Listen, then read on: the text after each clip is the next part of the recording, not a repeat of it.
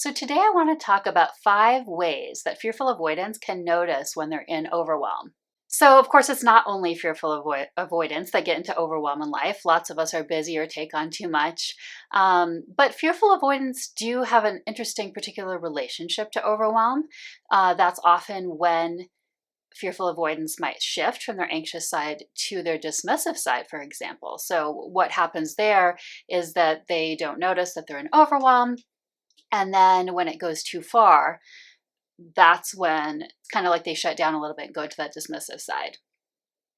So, what are 5 ways that people, particularly fearful avoidants, can notice that they're in overwhelm?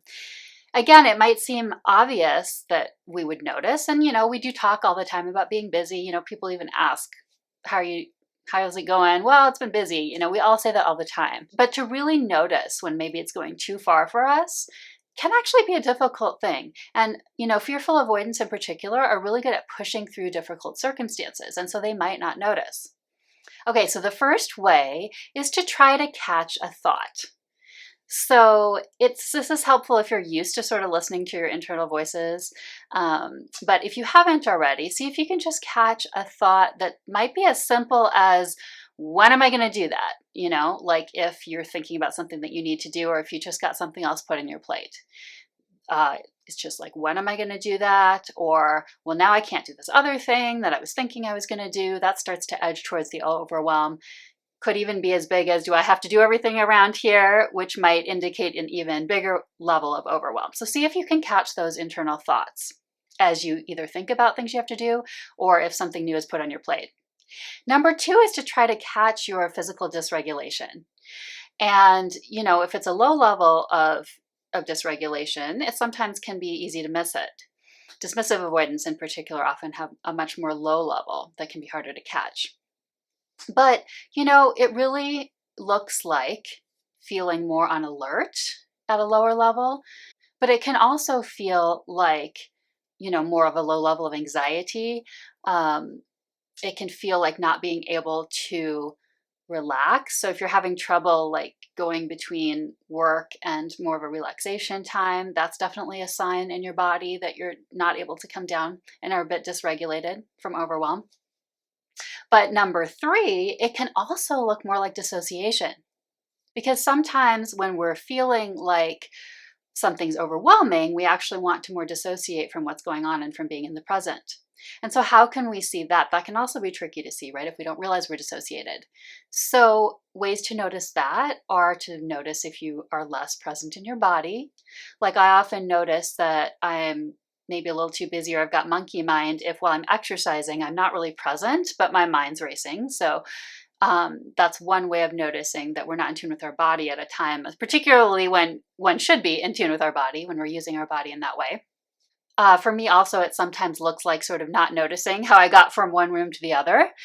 Again, it's kind of partly about being lost in your thoughts, so it can be cognitive dissociation. And then it might also look very much like daydreaming. So a lot of it really has to do with noticing that you're not present in this case. So if you're really daydreaming about possibly a time in the future, or maybe it's just something completely unrelated to your life, it's worth asking yourself why you're doing that.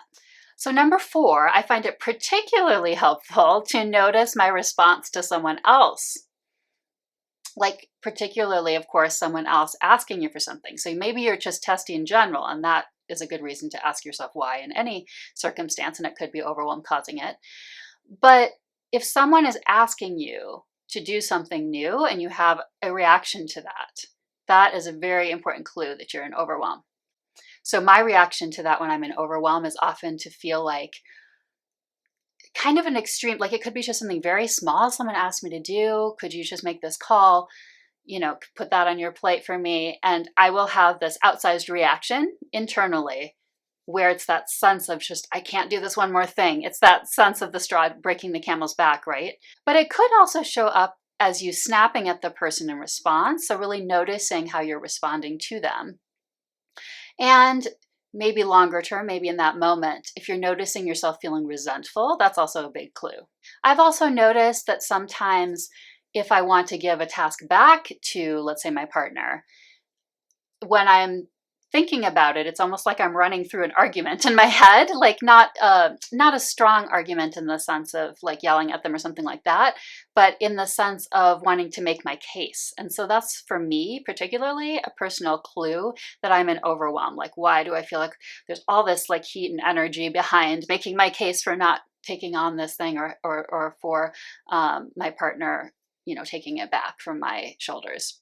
So number 5, which might feel a little contradictory to that, or at least sort of the opposite end of the spectrum, is that it could look like underreacting. And so if fearful avoidants are more on their anxious side, this might be the case, or for anyone who more struggles with codependency, for example.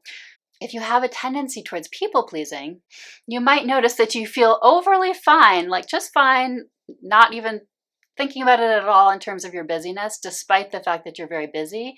That can be a clue as well that you might be in overwhelm. You just might want to take a look and see, partly if that people pleasing has led to more overwhelm, if you notice it, but also like, is that sort of your way of, not reacting, not wanting to feel the feelings that are coming along with that overwhelm.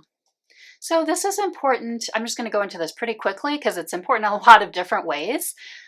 Being in overwhelm is not good for our bodies, of course, if we're more dysregulated. It can also cause arguments or friction, like I said, if you end up feeling resentful of other people. Sometimes we can go into more of a freeze response. If you think of fight, flight, and freeze, or fawn, the freeze response in this case might look like you suddenly don't do the things you need to do. Maybe even they're not even that big of a thing, but you've just gone into such overwhelm that you've shut down. And then just longer term, it could really go into more of a burnout. So it's really important to take this into account.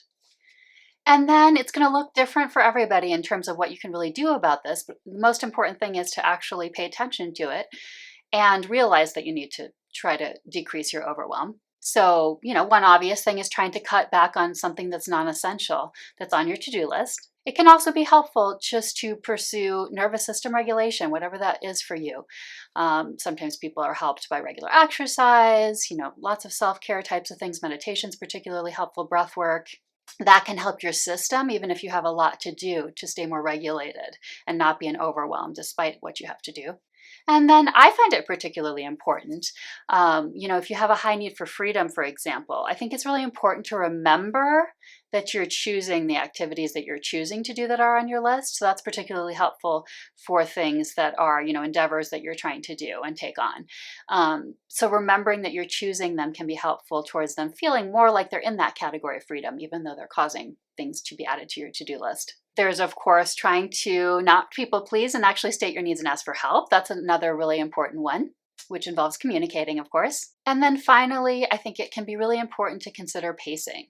So sometimes maybe we don't feel like we can take things off our to-do list or they're important to us, but is there any way that we can pace things out just a little more? And sometimes that can be difficult when you're in overwhelm because, part of anxiety sometimes for people can be that you feel like, oh, can I just get through the thing so then I can relax, as opposed to actually pacing yourself and allowing yourself to be at a reasonable pace for your own health and your own mental well-being. So hopefully those are helpful. I'm sure there's many more tips than that to help to stay out of overwhelm. Let me know in the comments if there's ways that you notice that you're in overwhelm, and also like, how do you try to prevent getting into that overwhelm state in the first place?